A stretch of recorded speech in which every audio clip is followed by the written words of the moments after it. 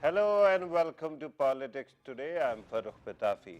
Viewers, today we saw two very, good developments. One was the nomination of the caretaker Prime Minister. It was being assumed or speculated that maybe the politicians won't be able to come together, find a name, and then nominate a caretaker prime minister. But we saw that Justice retired Nasir Mulk has been nominated as the caretaker prime minister.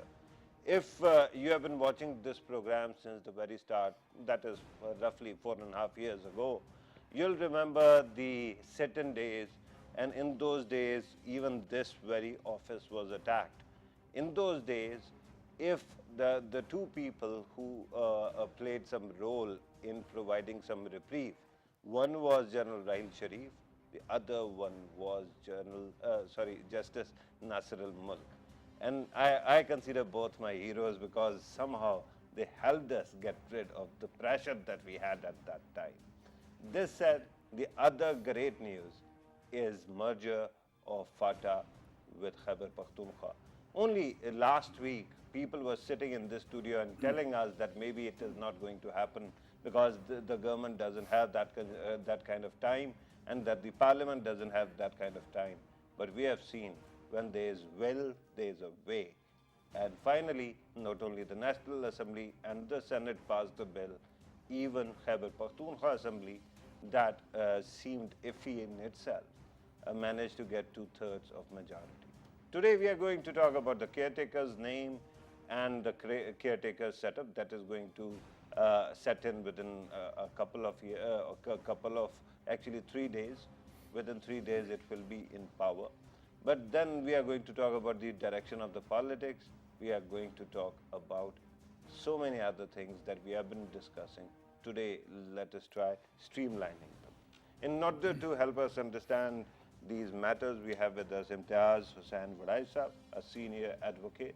Thank you very much, sir, for being part of the program. Next to him is Masroor Gillani, a senior journalist. Thank you very much, sir, for being part of the program as well. Next to him is Javed Rana. If you watch this program regularly, he needs no introduction. He is an investigative journalist and also an analyst. Thank you very much for being part of the program. But I have to start with you, and I have to start with the caretaker Prime Minister's name. You have worked in the courts. Do tell us what is his personality and what to expect from his governance. Yeah, Nasir Malik, he enjoys very good reputation as judge, and even when he was a practicing lawyer at that time, and he belongs to KPK. And Sawat, I think. Swat, and he's got education in Abbottabad, and Right. so that's I guess that he's the personality where nobody has any can finger any objection on him and on his professional commitment as well as his So his personal. career is spotless. Yeah, of course. Okay. And his performance as judge of Supreme Court and Chief Justice of Pakistan is also very But much. is the question, I mean, everywhere we see now judges are taking over. Chairman Ab is a judge. Chief Election Commissioner is a judge, ex-judge, right? And similarly, now the Prime Minister of Pakistan is going to be a former judge as well. I understand when you say that his career has been spotless, but do you think that the honorable judges are honed to actually take charge of the executive post as well? Because there is a difference. Yeah, I think that this is only a chance. I may say that the judges are coming, like in NAB judges there, and now the caretaker prime minister is also judge. Even in Punjab, where you didn't get a caretaker CM who is a former judge, he's brother of a judge. He's sitting brother of judge, and he's a bureaucrat, and of course he served as chief secretary, and he has also good repute among bureaucracy. Okay. So these are the people, nobody can object over there, anything, any past activity.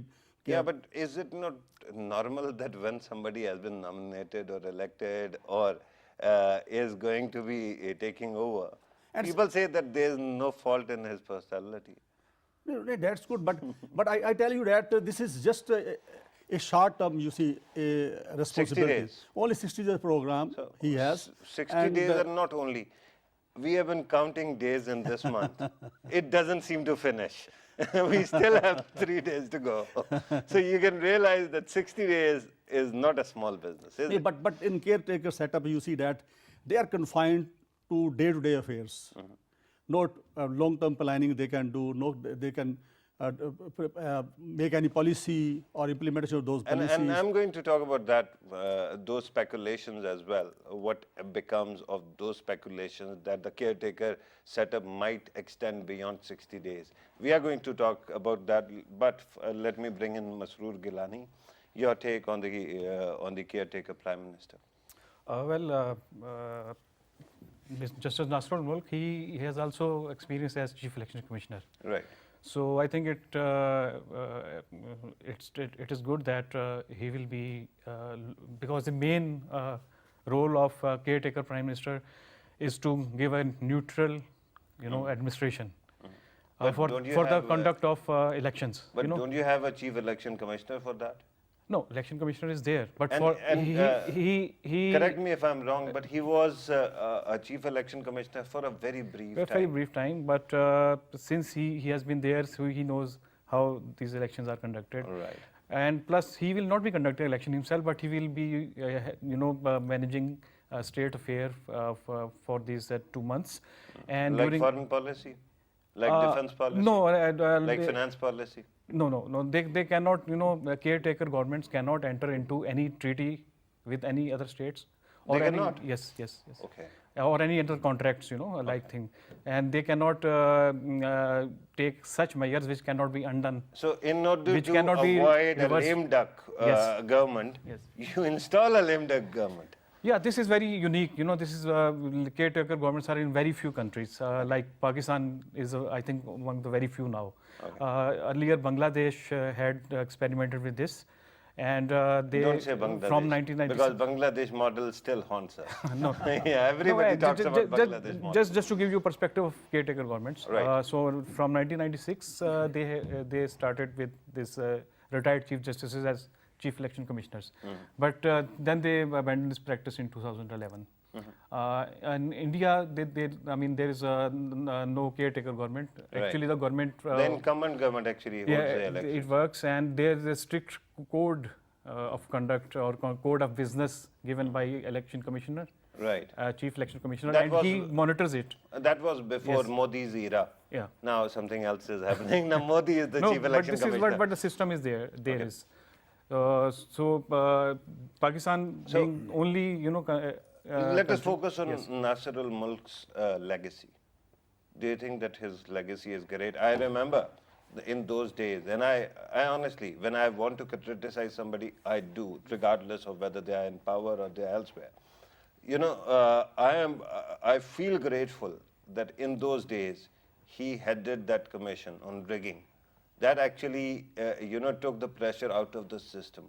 Had he not been there, I shudder to think what exactly would have happened. So I honestly think that he in the final days of his rule as this Chief Justice, he did great things. Tell me about his legacy as a judge. Yeah. I mean, the legacy is very clear. Like he did not, create any controversy when he was Chief Justice. Okay. For instance, there is one basically that objection on him, that he headed a bench which disqualified former Prime Minister Yusuf Gillani over contempt. Yeah. So he was part of that, but he also, Today I saw a very interesting video clip, of Yusuf Raza Gillani endorsing Nasir al-Mulk. He goes on at length about his disqualification, and he is not even talking about Nasir al-Mulk. Yes. He is talking about Iftikhar Chaudhary, and then all of a sudden he says, that means Nasir al-Mulk is great, and I'm going to endorse him. Yes, I've seen the reactions of all the political parties. Right. So I think all the political parties, they have welcomed his appointment. So it shows that. But they welcomed Justice Javed Iqbal's appointment as Chairman NAB as well. Yes, I think. Remember, there are problems. I think apart from the ruling party, other parties, No. People's Other Party parties are had complaining also. Yeah. Other parties have also complained, and they'll complain more moving into caretaker. Yes, there will be complaint, you know, And when then a NAB man will come who into was action. untouchable in the past, Yes. even references, thanks to the Honorable Court, references against him have also been opened. And I'm talking about Malik Riaz, and I'm talking about, Barrier Town. So that is also something very interesting. But let me bring in Javed Rana. Sir, the basic question, I your think, reflection on the appointment. as my colleagues have been pointing out, he's a man who's known to have gone by the book when he was the Chief Justice of Pakistan. Right. He is the one who has Gone by the book means not too many suo motos? not too many suo motu actions, not judicial activism, and strictly going by the law. I mean, that has been his reputation. Okay. And former Prime Minister Nawaz Sharif happened to be beneficiary of him, but on merit. How? On merit. How? He was the one who actually exonerated him from hijacking case. Okay. And also, on merit. I mean, this is not Yeah, with extending. due respect, I haven't heard of another hijack where the hijacker is supposed to be on ground and the plane is flying in the air. Using the word on merit. Yeah. And then. Yeah, but you called him beneficiary. But he's a beneficiary, but doesn't mean in the negative sense. Yeah. Let's He got justice from it, right? Let's put it that way. Right. And then he had a bench which delivered findings, recommendations on whether or not the elections were rigged, how far the elections were rigged, Yeah. and there were many recommendations. I think he understands the election process, and not only because he was an acting chief election commissioner, but also he went through all the allegations, the charge sheets, he heard both parties. So one can expect that he would be in a better position. Yeah, but here's the problem. You realize that there has to be a demarcation of territories. The caretaker prime minister is supposed to run the day-to-day affairs. He is not supposed to hold elections. The election commission actually kicks in there. We know that. But at the same his knowledge then becomes moot because it is not supposed to be there. But he would be the one who wouldn't create any hurdle because it is a big. Somebody did in the past. I don't recall. But again, we can. Last time in 2013 we had Justice Khosa, and the poor chap was losing his eyesight and his was hard of hearing, and people thought that he was totally ineffectual. So he couldn't be a hurdle in anybody's way, could he? I think in a broader picture, I would say that there has been rumor factories in Pakistan. The caretaker would approach Supreme And I'm Court. going to talk about that because last time you came to this program, you still were implying that there might be some. What I said was, and I've been saying in your programs time and again, I don't foresee any extension, and I insist that the election would be on time. Because there have been I can pull up the video clips where you have actually said that is the conclusion you made. I can give you the sound bites. But in any case, let us talk about Justice Nasrul Mulk first. You have talked about two of his cases. Anything else, sir? Again, the fact that he didn't take oath in 2007 under PCO, does it amount to anything? I think that is also credit. Okay. Credit to his person. And then, as my colleagues have been pointing out, that he has not landed himself into any controversy. Okay. And no, but there was a ready-made controversy back in those days, namely Javed Hashmi. Javed Hashmi tried and he was insinuating that somehow there was some kind of mukmuka between the honorable judge and at that time, PTI's leadership. I think all Javed Hashmi has been saying about him, that turned out to be the other way around. Okay. Because he was predicting that... So you are saying that the taste of a pudding is in exactly. its eating. He actually had predicted that Imran was expecting that Justice Nasir Mulk is going to extend favor to the PTI. Okay. But the net result was that he headed a commission whose finding was against the PTI. No, it wasn't against PTI, but it didn't validate PTI's core theory that there was a grand, massive, programmed, pre-planned rigging throughout the country. But again, it did favor the ruling party at that particular point of time. I'm not saying that it was again not on merit. I mean, But you have so many his participants theory- in a case. There are only two parties or two sides to a case. One will lose, the other has to benefit. Exactly, right? But you exactly. cannot call the other one beneficiary, can you? I mean, Then this is how justice works. Again, Bob, the point is, the good thing is that he's the one upon whom everybody is trusting. You know, Right. unlike army chief And in are you Pakistan. sure that, Unlike remember, you see, when- remember in 2013, Justice Fakhruddin G. Ibrahim's name came up and everybody lapped it up. They were praising all the time. And then all of a sudden, Tadul Qadri comes to town. He has his circus, his sit-in, and then he keeps on speaking and speaking and calls the honorable former judge or the CEC, invalid. And then people actually, even PTI starts inhaling that propaganda. And later they ended up blaming him.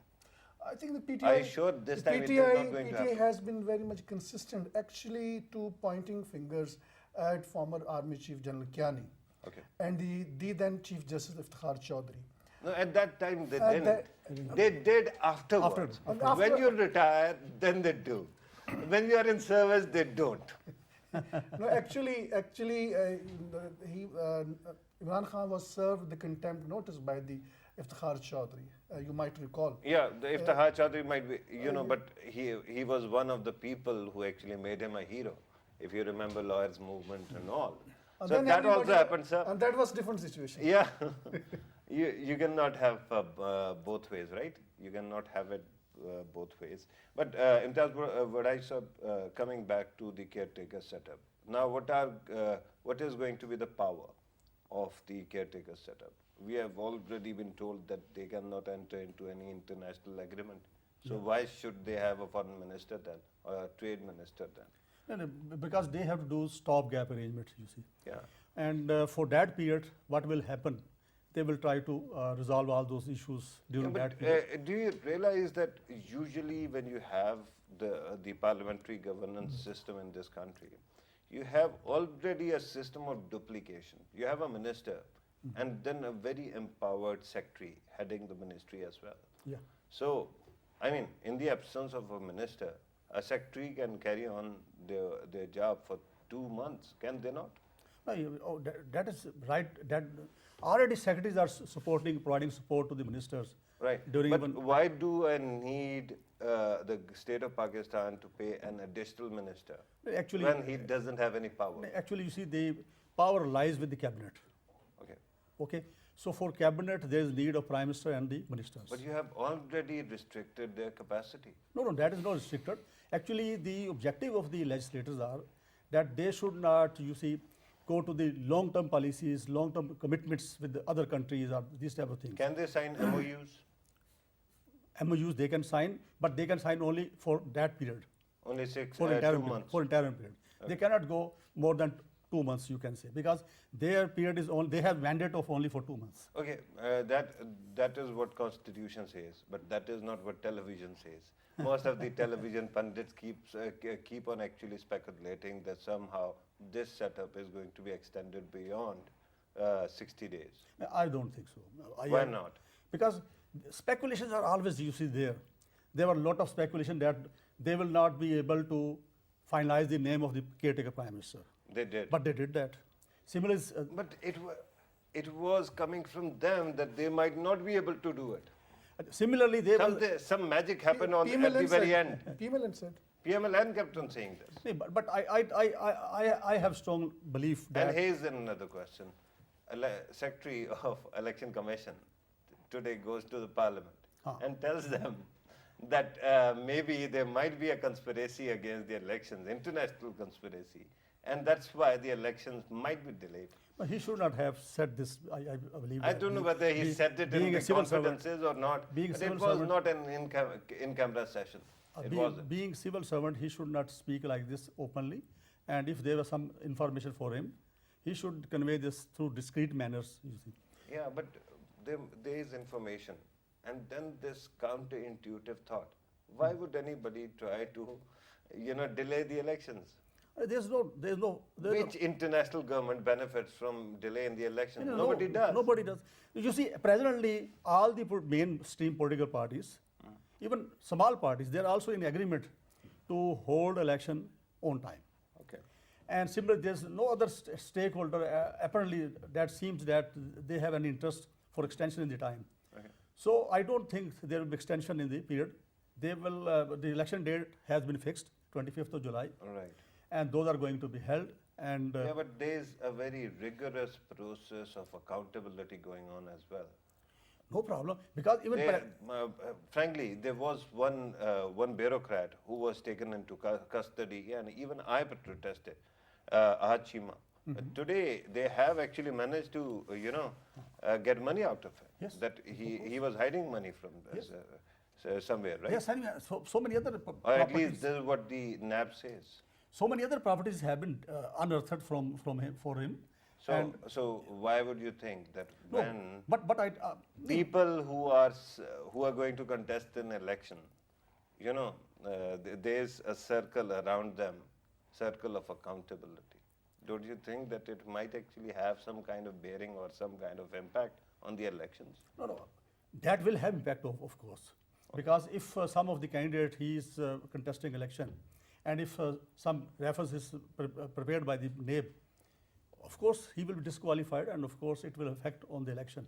Yeah. But I guess that even incumbent government, which was elected government, which is still going on, they have further couple of days. So accountability was going on. There were no hurdle in the way of the accountability. So the same may continue after 60 days. There wasn't any hurdle, but they kept on complaining about the accountability. Yesterday, the Prime Minister of Pakistan actually goes to a television station and in an interview says that bureaucrats stop listening to you when they realize that NAB is actually investigating and they can call you anytime. That is reality.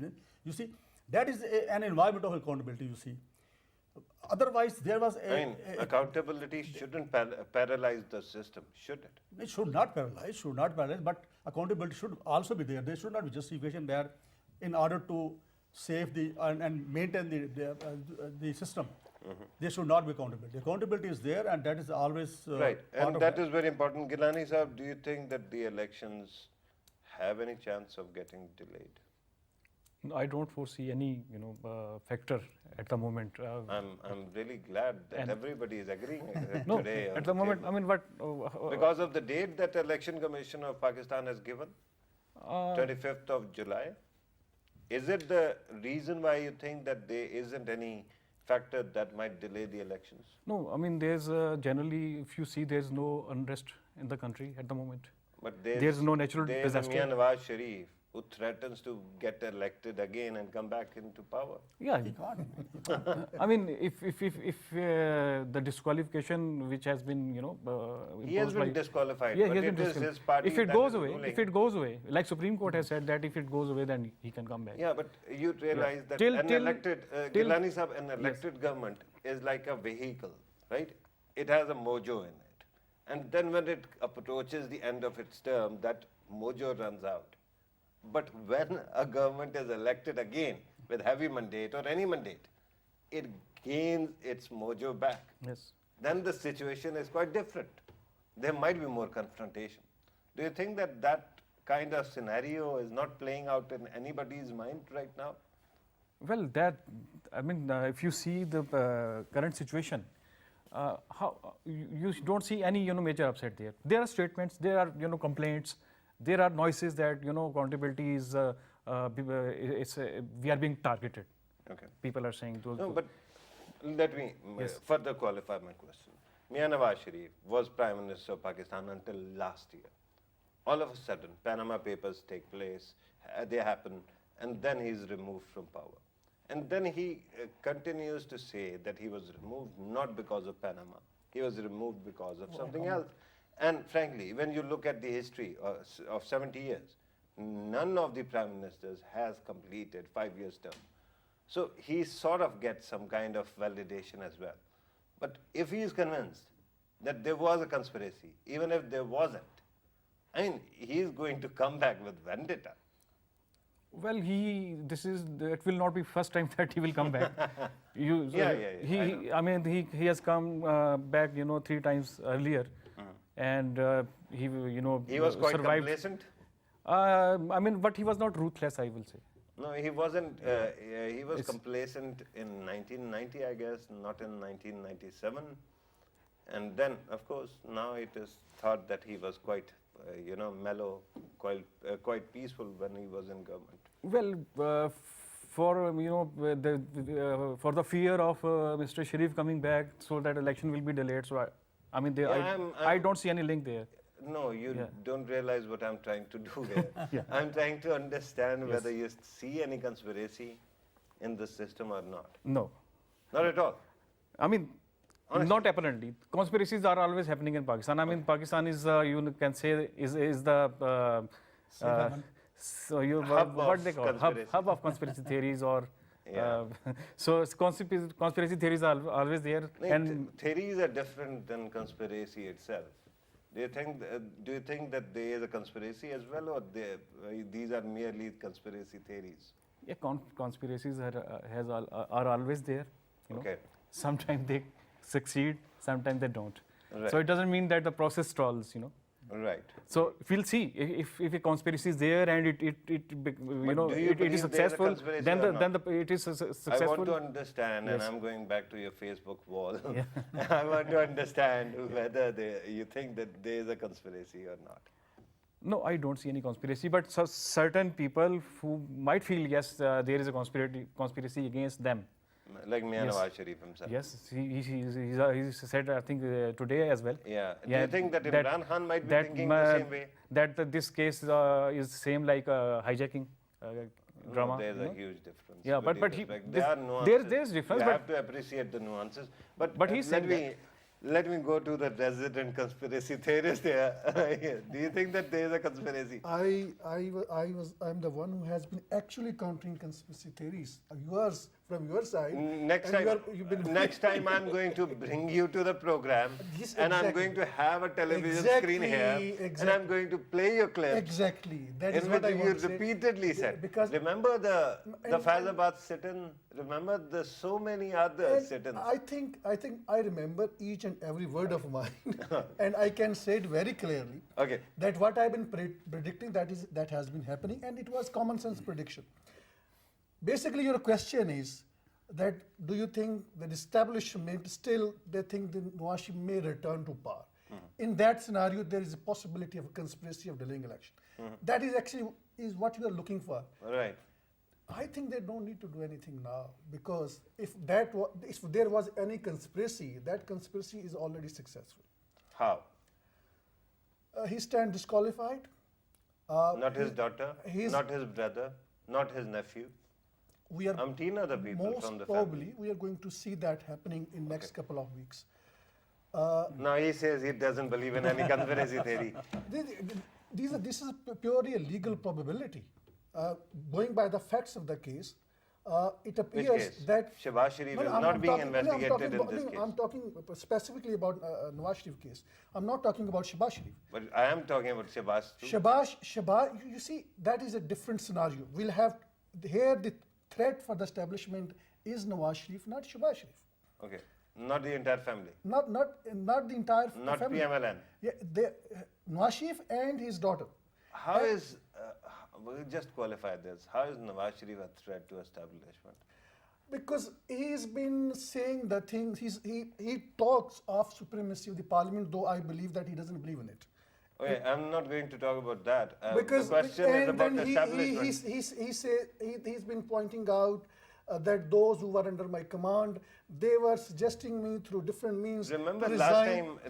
time you said that, I mentioned to you that the current sitting army chief actually went to the Senate of Pakistan and he embraced democratic processes fully, with open arms.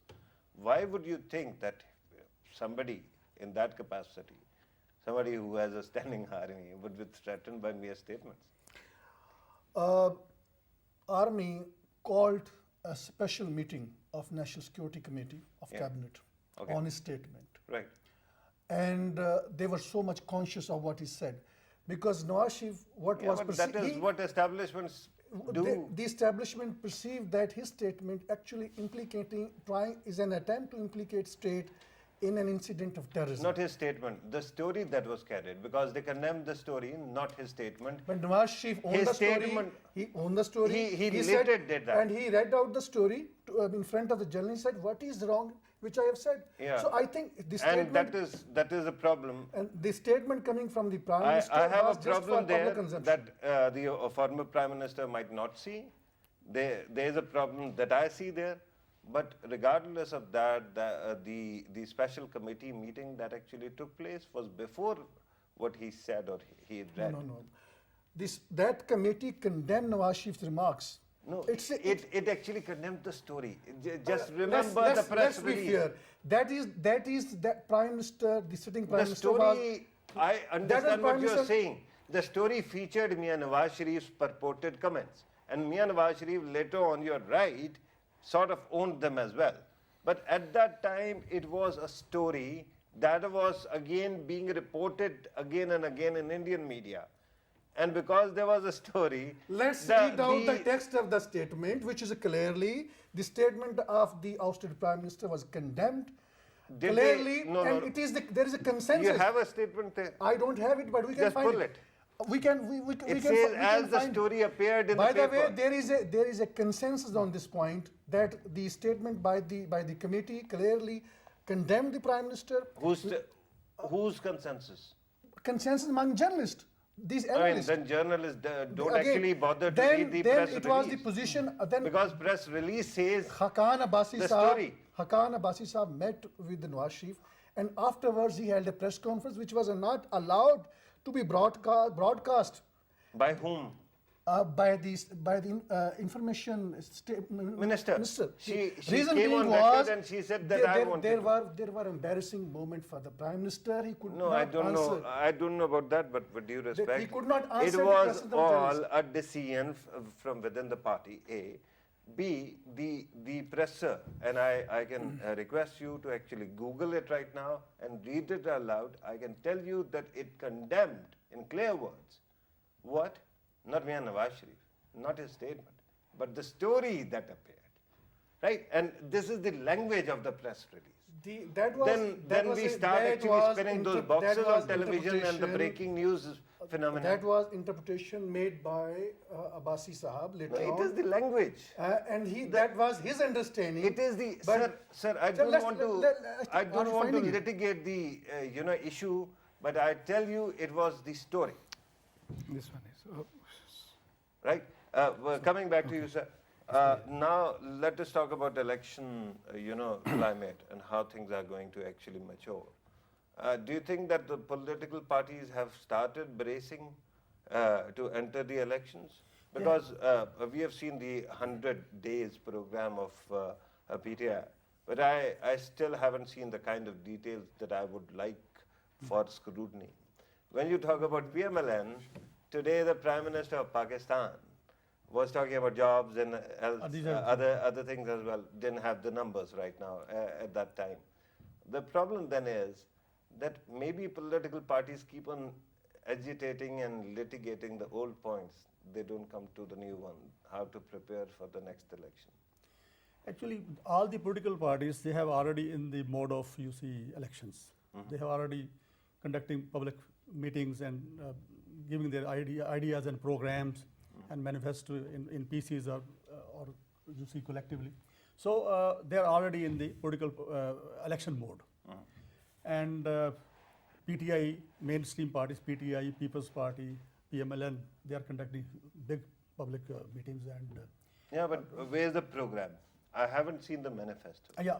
The only party that claims that it has given some program only restricts itself to 100 days 100 days. and then doesn't give you, a program or party manifesto in black and white.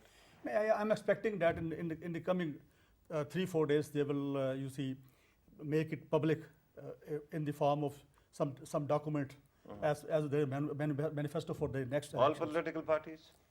I hope so. I hope Sir, so. you must have followed previous elections as well. And while you are Googling whatever you're Googling, I will request you to pay some attention to the discussion, Rana Sahab, that is going on here in the studio as well. And we are going to talk about manifestos, right? Yes. If I Allow me could, to. just, You want to read the statement? I have just found one, but not the relevant one. Nawaz reject NSC statement, deems it painful It and is a news report. regretful, regrettable. Hang on, it is a news report. Look at the this is press how release. You will be surprised is the how down reporting. misreporting takes place in this country. And this is amazing. But coming back to the manifestos, the question is, why haven't we seen manifestos of political parties so far? I've got it. So far, Yeah. I think I mean, in India, elections are going to take place in 2019. But BJP has presented its manifesto for 2019 now.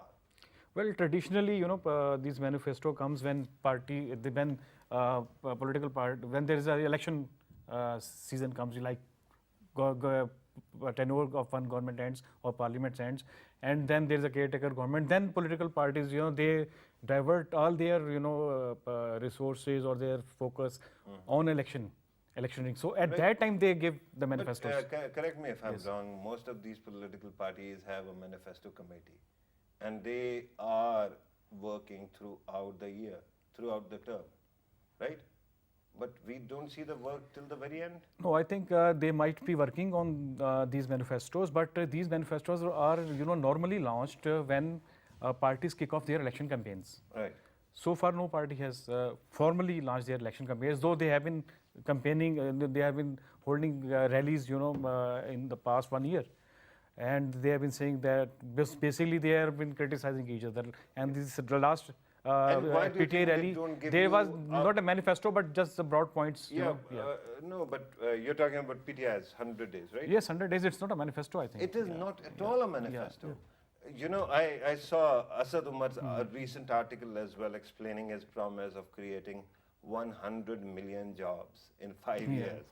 I mean, I should compliment him, and I'm going to write a piece also complimenting him that at least he has brought this thing center stage, that people have finally started talking about job creation. But with due respect, when you look at the program, it is same old, same old. Yes, yeah. We are going to reform tax culture, we are going to reform or introduce this matter or that matter.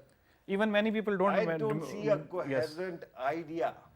Yes, even for that matter, I think in this room, And this how is- many of us know, remember what manifesto PTI had in 2013 or PMLN? I do.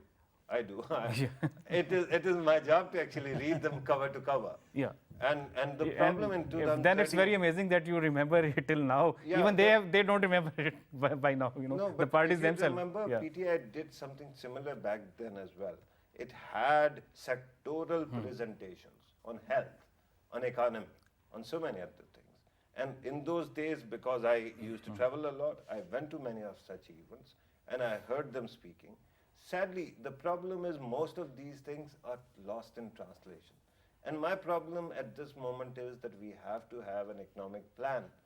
I don't see that plan. By the way, while I'm talking about 100 days, PTI 100 days plan, I still compliment that they have given us something to talk about. Yeah. Other political parties haven't been able to present anything at all. And Javed Rana, this is the problem. It was the problem in 2013 as well. When PTI and PML and the manifestos usually looked similar things. The only nuance was that PMLN was emphasizing infrastructure and PTI was emphasizing human development. And that's still there. Yeah. That is still there because that divide is still there. And now the point is what difference you can bring in your manifesto, because everybody makes determination that they are going to bring changes in the health sector, in education sector, in the economy. But again, it really depends in what manner you execute those plans. Policies by and large of the mainstream political No, parties. I get your point. I get your point that when Imran Khan comes to the podium and says that I have these 11 points, he is not going to give you any particular direction in that, right? he is going just to highlight what exactly are important things or priorities in his mind. The problem is when you write a manifesto, you are supposed to actually illuminate and tell us how do you reach those points. Because those 11 points, they are common in all political parties, whether you like it or not. Every political party is going to agree on those points. But when you talk about the roadmap, even you're right in manifestos, it is a jumbled kind of document where when you start talking about women empowerment, I don't see any concrete recommendations. When you talk about, job creation per se, I don't see any suggestion. How to do Where is the talk of IT hubs?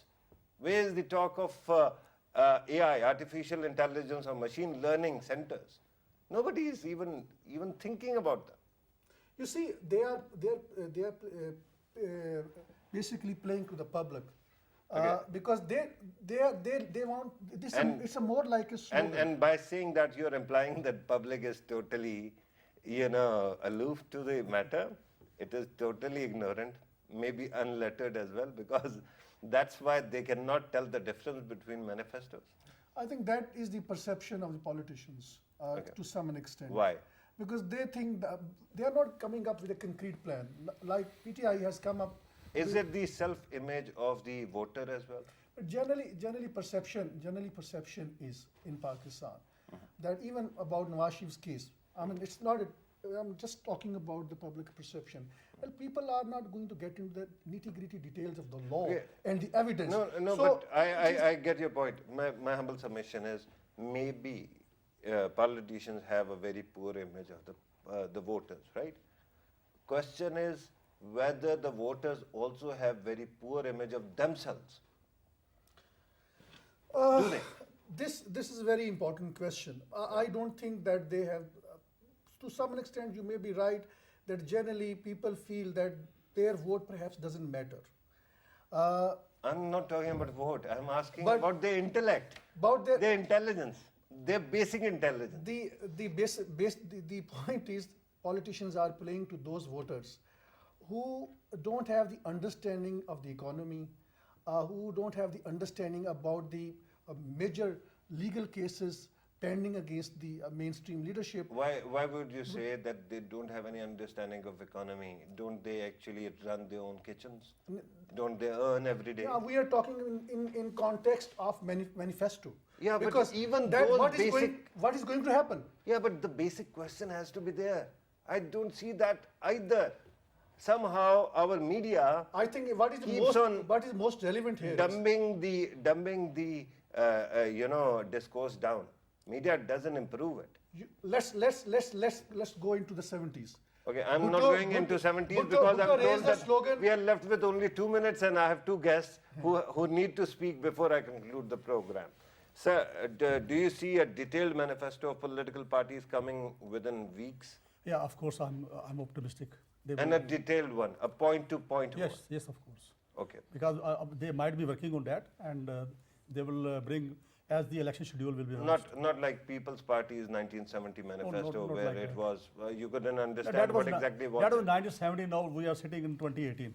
So Yeah, there is great people difference. don't get it. The problem is we are still talking about there's infrastructure versus healthcare. But there is great difference. You see that now people are more aware, and they are more. Nobody is talking about high manufacturing jobs. Nobody is talking about artificial intelligence. Nobody is talking about biotechnology. They are only talking about roads versus hospitals. Yes, I think manifestos will come as soon as parties launch their election campaign. And so far, election campaign has not been launched. How thick a volume you are expecting from one manifesto? Not the usual one, the pamphlets you see every time. There and will be basically, pamphlets? yes, pamphlets, and they are not supposed to be like the Okay. I entire have to- roadmap in there. I have to They'll be do just it on air. broad. They will touch Have a heart. all the area broad. areas. Okay, sir, I'm told that we have to conclude the program, and on that worrying note, I have to thank you all. Rana, Javed sir, thank you very much for your time.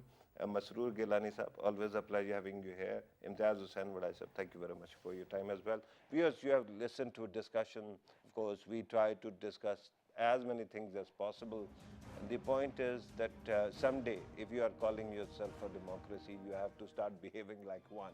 And in democracies, you are supposed to have shadow cabinets, you are supposed to have, very detailed plans, you are supposed to have debates, you are supposed to have public scrutiny and intellectual scrutiny of such programs as well.